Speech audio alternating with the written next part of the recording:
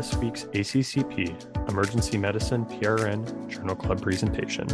I'm your host, Christian Kroll, an emergency medicine and ICU pharmacist at the University of Iowa Hospital and Clinics. To view this recorded presentation, head to our YouTube channel at youtube.com/ACCP-EMED-PRN. And for PRN members, slides can be found under the Business Documents section on the ACCP Emergency Medicine PRN website. We're going to go ahead and move on to Angel Rose Weber. She is coming to us from Albany Medical Center. Going to talk to us about comparison of IV paracetamol to IV or IM administered NSAIDs or opioids for patients presenting with moderate to severe acute pain conditions in the ED. Well, thank you for the introduction. My name is Angel Rose Weber. I am a PGY1 resident at Albany Medical Center, and I'll be presenting a systematic review and a meta-analysis on the comparison of IV acetaminophen, which is referred to as IVP in this meta-analysis, IV or IM NSAIDs, or opioids for patients presenting with moderate to severe acute pain conditions in the emergency department. Our objectives today will be to describe the complexities of diagnosing and treating acute pain and to analyze this study and its applicability to clinical practice. So before we really dive into this meta-analysis, I think it's important to go over why pain is so difficult to properly treat. So firstly, pain is very diverse. Not all pain is the same, and pain should not be treated as such. Pain can be categorized based on its major characteristics and can be divided into three categories based on different characteristics. Firstly, we can classify pain based on its duration of pain we have, whether it's transient, acute, or chronic. And usually these things are based on whether there's tissue damage, nerve damage, or whether there's any tissue injury or no injury. Additionally, we can classify pain based on the type of pain we have, whether it's physiological or pathological pain. However, for the focus of today, because this is emergency medicine and because the meta-analysis focuses on that, we'll be focusing on more of the acute pain. Another thing to keep in mind is that patient pain treatment is very multifactorial. There's a lot of things to keep in mind. Firstly, patient demographics. Sex, gender, race, ethnicity, risk of addiction, and contraindications to pain medication will all play a role in a patient's ability to speak up about their pain or just what they can and cannot receive. Physician awareness could mean a couple of things. It can mean, firstly, are they up to date on guidelines? Are they up to date on hospital protocols? And are they physically aware of how much pain the patient is truly in? Can all play a role. Additionally, the underlying illness. Can the patient physically speak? Are they intubated? What type of pain they have? What is the severity of pain? All these factors will play a role in guiding treatment. So when it comes to the treatment option of acute pain, we have a couple of treatment options. First, we have our non-steroidal anti-inflammatories, also known as NSAIDs.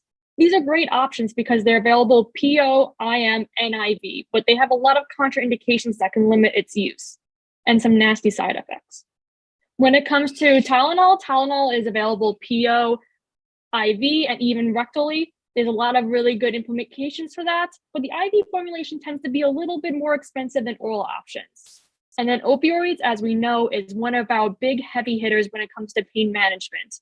However, there's a lot of bad side effects and addiction potential that can be caused with opioids. So between all these three treatment options, you got to kind of have to figure out what's best for your patient.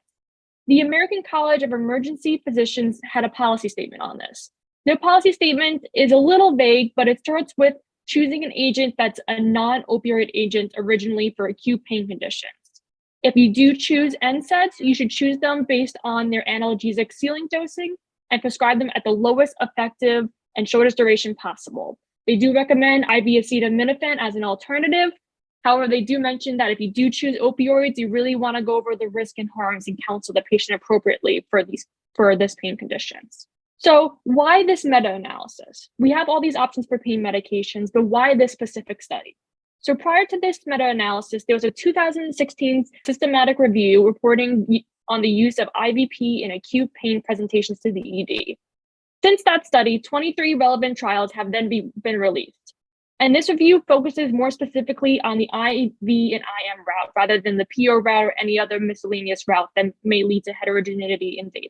So the study objective is to evaluate the level of analgesia provided by IV, IVP alone compared to IV or IM NSAIDs or opioids with the IV route only in adults presenting to the ED with acute pain. So the outcomes, the primary outcome is the mean difference, which will be shortened as MD for this presentation, in pain reduction for each group, that being IVP versus NSAIDs or opioids, after 30 minutes post-analgesia delivery. The secondary outcomes is that same mean reduction, but after 60 minutes, 90 minutes, and then 120 minutes, along with the need for rescue analgesia at those same time frames. And the safety is just the occurrence of adverse effects. In this meta-analysis, they didn't define what those adverse effects were. They defined adverse effects as anything the clinical trials that were incorporated in this meta-analysis deemed as adverse effects. For the study timeline and the databases used, they performed a systematic review and a meta-analysis of only randomized control trials. The initial literature search was conducted between March and April 2021 using Medline, Web of Science, Embase, and the cohort library, and supplemented by hand-searching references of relevant articles. And then they did the same exact review about a year later in May 2022. For inclusion and exclusion criteria, they kept it very minimal. They included patients that were 18 years or older. They only included randomized control trials. Studies included had no restriction on language. Trials that administered oral medications in any treatment arms were excluded because we only wanted to focus on the IV and the IM route. The quality assessment was performed using the risk of bias, the ROBV2.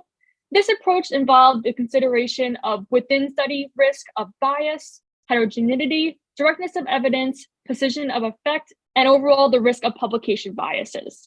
Very similar to guidelines, they did use the grade assessment, and the recommendations that overall that was made was based on whether they were strong or whether they were weak. For statistics, they used the Stata V17 software to calculate the overall pool effect and the inverse variance heterogeneity model. They did perform a subgroup analysis on pain etiology, which included these 5 categories of renal colic, headache, back pain, abdominal pain, and musculoskeletal injuries. And to consider the variation between the different type of NSAID drugs that were included in this trial, they performed a sensitivity analysis.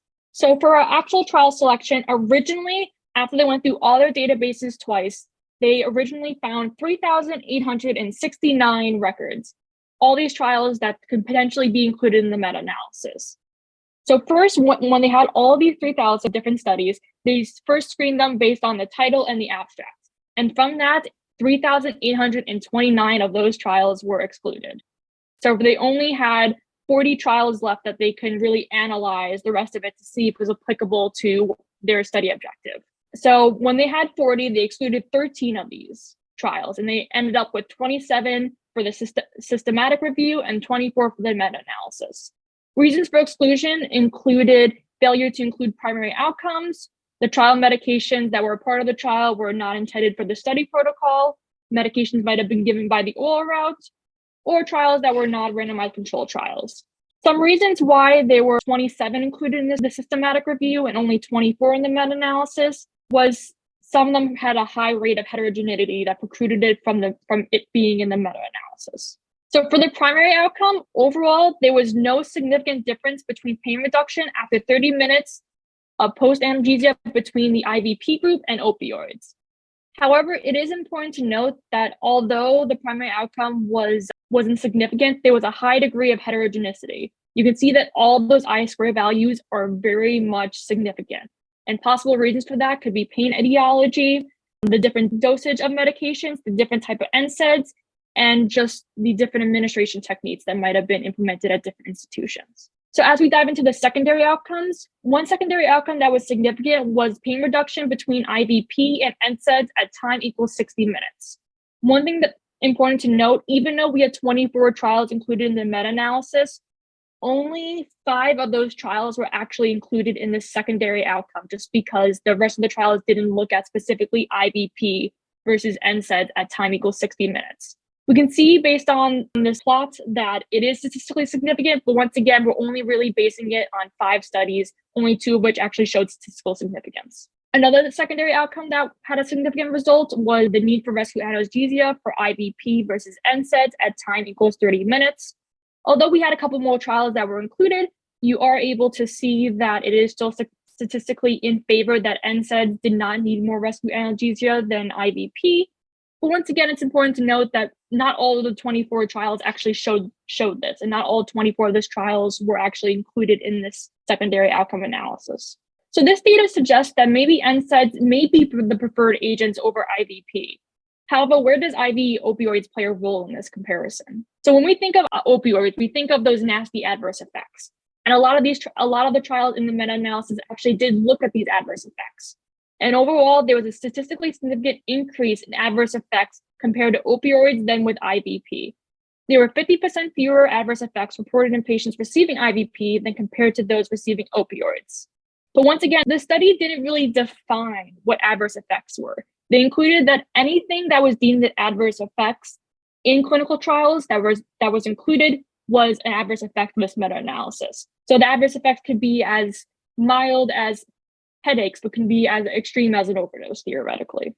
So strengths and limitations. Overall, this was a very large patient population. Over 5,000 patients were included. They included randomized, double-blinded control trials with one exception where that was not double-blinded, and it had a very fair and simple inclusion and exclusion criteria. Limitations included the large degree of heterogeneity between pain etiology, participant characteristics, medications, and dosing.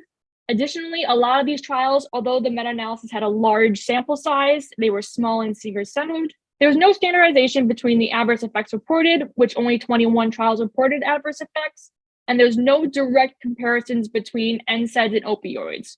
Throughout the meta-analysis, it was always comparing IVP to opioids or IVP to NSAIDs. None of the findings were actually comparing NSAIDs directly to opioids. 20 out of 27 of the trials included had high or unclear risk of bias using the ROBV2 tool, and this trial only included adult patients, which is expected, but still it cannot be applied to pediatric patients. So overall, the conclusions that I would make from this is that this meta-analysis and systematic review shows that NSAIDs may be considered first-choice analgesia in patients with acute pain presenting to the ED, with IVP as a viable alternative in patients with no contraindications. Additionally, this trial showed that opioids do not appear to offer superior analgesia and had more risk of adverse effects. However, this meta-analysis should be by no means guideline changing. The biggest thing to take away from meta-analysis is that it's only as good as the sum of its parts. And the sum of its parts did a really good job at addressing important questions, but there was a lot of heterogeneity and more issues that really needs to be addressed. If these results would want to be incorporated into guidelines, there would be a need for more homogeneous randomized controlled trials with direct comparisons between NSAIDs and opioids. Here are my references, and does anyone have any questions for me? If you have enjoyed this presentation content and would like to hear more, subscribe via your favorite podcasting app. Additionally, make sure to check out our YouTube page for all recorded presentations. Thank you for listening to this week's ACCP Emergency Medicine Journal Club presentation. Join us weekly for review and discussion of new journal articles in emergency medicine.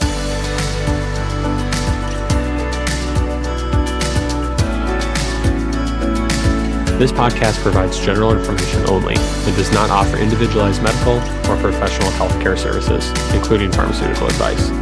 The contents and materials in the podcast are not intended to be a substitute for inpatient pharmaceutical advice, diagnosis, or treatment. And the use of the contents and materials in the podcast does not constitute a pharmacist-patient relationship. As a result, the information in and materials linked to this podcast are applied at the user or patient's own risk. Users or patients should consult their physician or personal healthcare professional. The user or patient should not ignore or delay seeking care because of something they heard on this podcast. In case of an emergency, the user or patient should contact their physician, call 911, or go to the nearest medical emergency facility.